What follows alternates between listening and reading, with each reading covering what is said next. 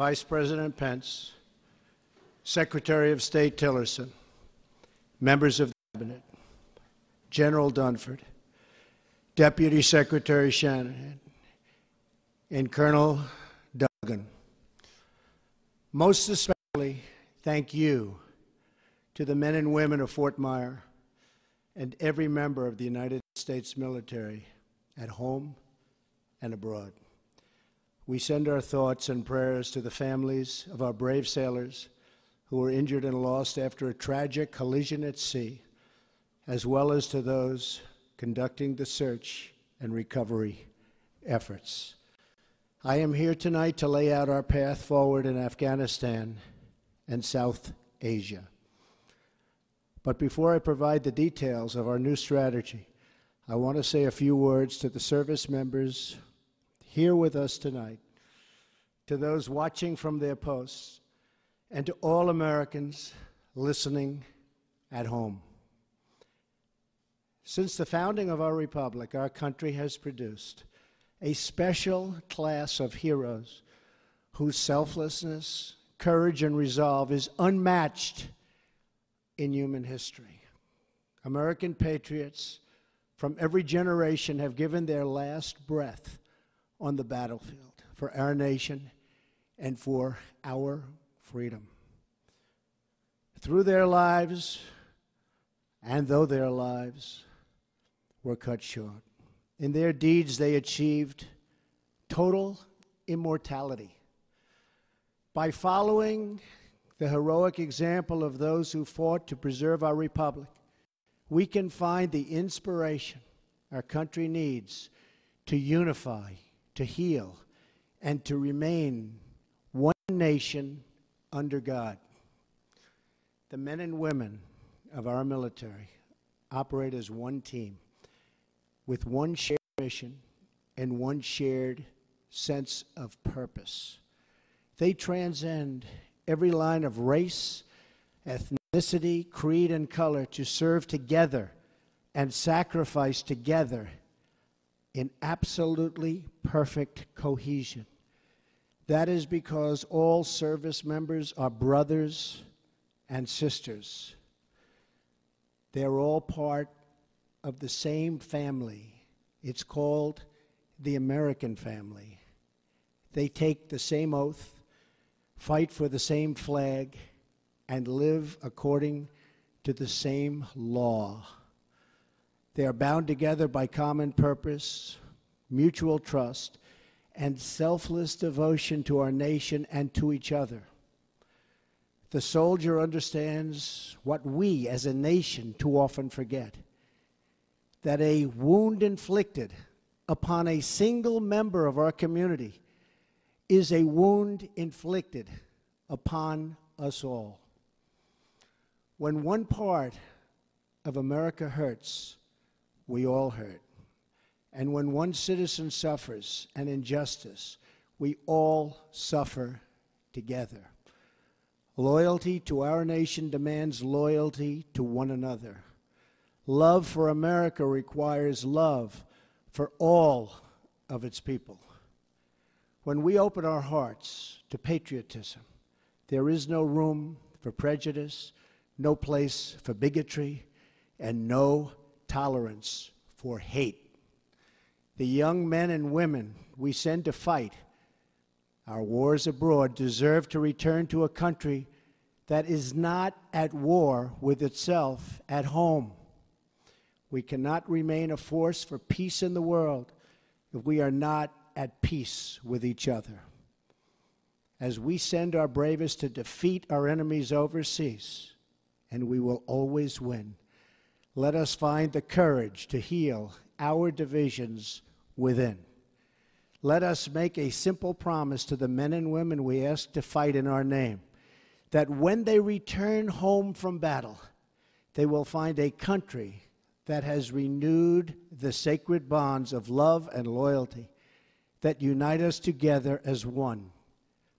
Thanks to the vigilance and skill of the American military and of our many allies throughout the world, horrors on the scale of September 11th and nobody can ever forget that, have not been repeated on our shores. But we must acknowledge the reality I am here to talk about tonight, that nearly 16 years after September 11th attacks, after the extraordinary sacrifice of blood and treasure, the American people are weary of war without victory. Nowhere is this more evident than with the war in Afghanistan, the longest war in American history, 17 years. I share the American people's frustration. I also share their frustration over a foreign policy that has spent too much time, energy, money, and most importantly, lives, trying to rebuild countries in our own image instead of pursuing our security interests above all other considerations. That is why, shortly after my inauguration, I directed Secretary of Defense Mattis and my national security team to undertake a comprehensive review of all strategic options in Afghanistan and South Asia. My original instinct was to pull out, and historically, I like following my instincts. But all my life, I've heard that decisions are much different when you sit behind the desk in the Oval Office. In other words, when you're President of the United States. So I studied Afghanistan in great detail and from every conceivable angle. After many meetings over many months, we held our final meeting last Friday at Camp David with my cabinet and generals to complete our strategy. I arrived at three fundamental conclusions about America's core interests in Afghanistan. First, our nation must seek an honorable and enduring outcome worthy of the tremendous sacrifices that have been made, especially the sacrifices of lives. The men and women who serve our nation in combat deserve a plan for victory. They deserve the tools they need and the trust they have earned to fight and to win. Second, the consequences of a rapid exit are both predictable and unacceptable. 9/11, the worst terrorist attack in our history, was planned and directed from Afghanistan because that country was ruled by a government that gave comfort and shelter to terrorists. A hasty withdrawal would create a vacuum that terrorists, including ISIS and Al-Qaeda, would instantly fill, just as happened before September 11th. And as we know, in 2011, America hastily and mistakenly withdrew from Iraq. As a result, our hard-won gains slipped back into the hands of terrorist enemies. Our soldiers watched as cities they had fought for and bled to liberate and won were occupied by a terrorist group called ISIS. The vacuum we created by leaving too soon gave safe haven for ISIS to spread, to grow, recruit, and launch attacks. We cannot repeat in Afghanistan the mistake our leaders made in Iraq. Third and finally, I concluded that the security threats we face in Afghanistan and the broader region are immense. Today, 20 U.S. designated foreign terrorist organizations are active in Afghanistan and Pakistan, the highest concentration in any region, anywhere in the world. For its part, Pakistan often gives safe haven to agents of chaos, violence, and terror. The threat is worse because Pakistan and India are two nuclear-armed states whose tense relations threaten to spiral into conflict, and that could happen. No one denies that we have inherited a challenging and troubling situation in Afghanistan and South Asia, but we do not have the luxury of going back in time and making different or better decisions. When I became president, I was given a bad and very complex hand, but I fully knew what I was getting into, big and intricate problems. But one way or another, these problems will be solved. I'm a problem solver. And in the end, we will win. We must address the reality of the world as it exists right now, the threats we face, and the confronting of all of the problems of today, and extremely predictable consequences of a hasty withdrawal. We need look no further than last week's vile, vicious attack in Barcelona to understand that terror groups will stop at nothing to commit the mass murder of innocent men, women, and children. You saw it for yourself. Horrible. As I outlined in my speech in Saudi Arabia 3 months ago, America and our partners are committed to stripping terrorists of their territory, cutting off their funding, and exposing the false allure of their evil ideology. Terrorists who slaughter innocent people will find no glory in this life or the next. They are nothing but thugs and criminals and predators and, that's right, losers. Working alongside our allies, we will break their will, dry up their recruitment, keep them from crossing our borders, and yes, we will defeat them, and we will defeat them handily. In Afghanistan and Pakistan, America's interests are clear. We must stop the resurgence of safe havens that enable terrorists to threaten America, and we must prevent nuclear weapons and materials from coming into the hands of terrorists and being used against us or anywhere in the world, for that matter. But to prosecute this war, we will learn from history. As a result of our comprehensive review, American strategy in Afghanistan and South Asia will change dramatically in the following ways. A core pillar of our new strategy is a shift from a time-based approach to one based on conditions. I've said it many times, how counterproductive it is for the United States to announce in advance the dates we intend to begin or end military options. We will not talk about numbers of troops or our plans for further military activities. Conditions on the ground, not arbitrary timetables, will guide our strategy from now on. America's enemies must never know our plans or believe they can wait us out. I will not say when we are going to attack, but attack we will. Another fundamental pillar of our new strategy is the integration of all instruments of American power, diplomatic, economic, and military, toward a successful outcome. Someday, after an effective military effort, perhaps it will be possible to have a political settlement that includes elements of the Taliban in Afghanistan. But nobody knows if or when that will ever happen. America will continue its support for the Afghan government and the Afghan military as they confront the Taliban in the field. Ultimately, it is up to the people of Afghanistan to take ownership of their future, to govern their society, and to achieve an everlasting peace.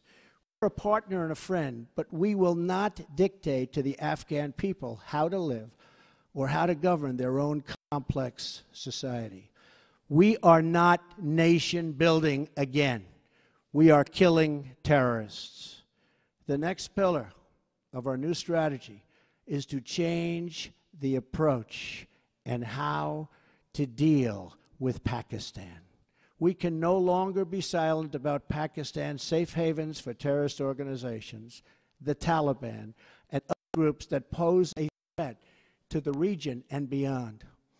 Pakistan has much to gain from partnering with our effort in Afghanistan. It has much to lose by continuing to harbor criminals and terrorists. In the past, Pakistan has been a valued partner. Our militaries have worked together against common enemies. The Pakistani people have suffered greatly from terrorism and extremism. We recognize those contributions and those sacrifices. But Pakistan has also sheltered the same organizations that try every single day to kill our people. We have been paying Pakistan billions and billions of dollars. At the same time, they are housing the very terrorists that we are fighting. But that will have to change, and that will change immediately. No partnership can survive a country's harboring of militants and terrorists who target U.S. service members and officials. It is time for Pakistan to demonstrate its commitment to civilization, order, and to peace. Another critical part of the South Asia strategy for America is to further develop its strategic partnership with India, the world's largest democracy and a key security and economic partner of the United States. We appreciate India's important contributions to stability in Afghanistan, but India makes billions of dollars in trade with the United States, and we want them to help us more with Afghanistan, especially in the area of economic assistance and development. We are committed to pursuing our shared objectives for peace and security in South Asia and the broader Indo-Pacific region. Finally, my administration will ensure that you, the brave defenders of the American people, will have the necessary tools and rules of engagement to make this strategy work and work effectively and work quickly.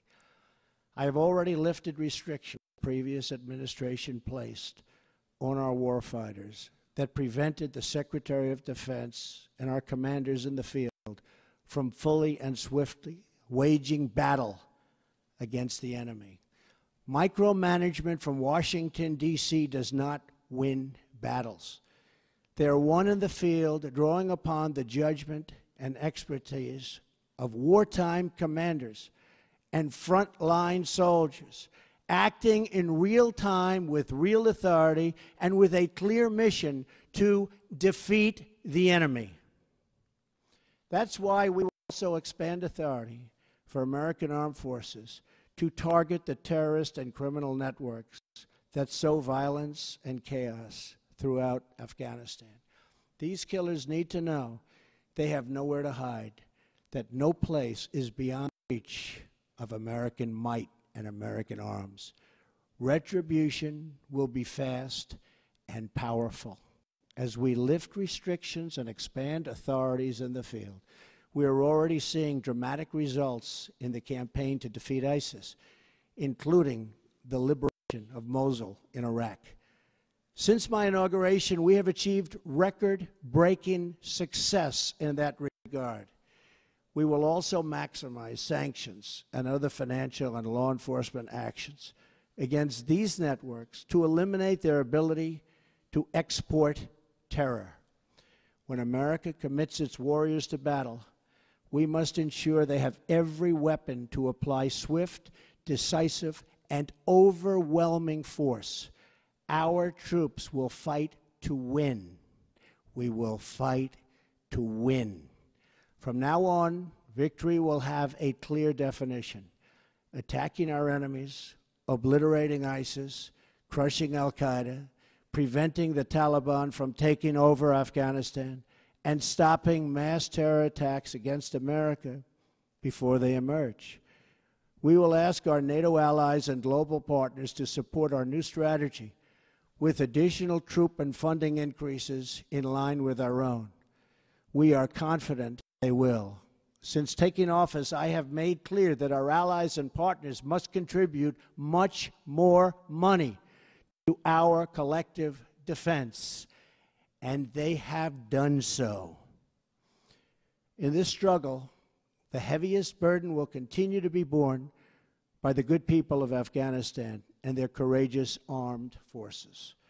As the Prime Minister of Afghanistan has promised, we are going to participate in economic development to help defray the cost of this war to us.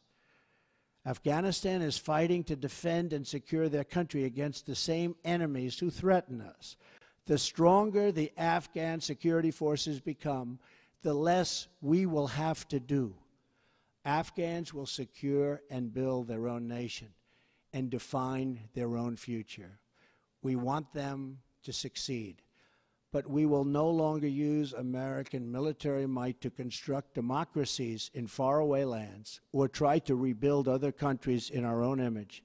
Those days are now over.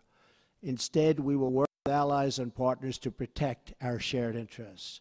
We are not asking others to change their way of life, but to pursue common goals that allow our children to live better and safer lives. This principled realism will guide our decisions moving forward. Military power alone will not bring peace to Afghanistan or stop the terrorist threat arising in that country. But strategically applied force aims to create the conditions for a political process to achieve a lasting peace. America will work with the Afghan government as long as we see determination and progress. However, our commitment is not unlimited, and our support is not a blank check. The government of Afghanistan must carry their share of the military, political, and economic burden. The American people expect to see real reforms, real progress, and real results. Our patience is not unlimited. We will keep our eyes wide open. In abiding by the oath I took on January 20th, I will remain steadfast in protecting American lives and American interests. In this effort, we will make common cause with any nation that chooses to stand and fight alongside us against this global threat. Terrorists, take heed. America will never let up until you are dealt a lasting defeat. Under my administration, many billions of dollars more is being spent on our military, and this includes vast amounts being spent on our nuclear arsenal and missile defense. In every generation, we have faced down evil, and we have always prevailed. We prevailed because we know who we are and what we are fighting for.